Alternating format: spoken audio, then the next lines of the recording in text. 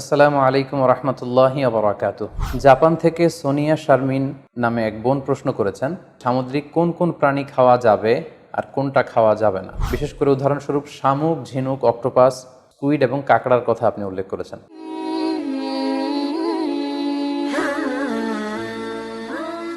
এক্ষেত্রে আমরা বিশ্বাসীরা এই মূলনীতি সবসময় অবলম্বন করতে হবে যে যেটা তৈগিবাত পবিত্র সেটা আমাদের জন্য খাওয়া, সেটা কনজিউম করা আমাদের জন্য হালাল, আর যেটা খাবাইস অপবিত্র সেটা কনজিউম করা আমাদের জন্য হারাম। তাহলে আমরা এই সিদ্ধান্তে উপনীত হতে পারি যে সামুদ্রিক সব ধরনের প্রাণী খাওয়া বা সি ফুড খাওয়া জায়েজ, যদি এটা স্বাস্থ্যের জন্য ক্ষতিকর নয় বা এর মধ্যে বিষাক্ত কোনো জিনিস নেই, এটা যদি প্রমাণিত হয়। আল্লাহ তাআলা আমাদের সবাইকে ইসলামকে সঠিকভাবে বুঝার, জানার এবং মানার তৌফিক দান করুক। আসসালামু আলাইকুম ওয়া রাহমাতুল্লাহি ওয়া বারাকাতুহু।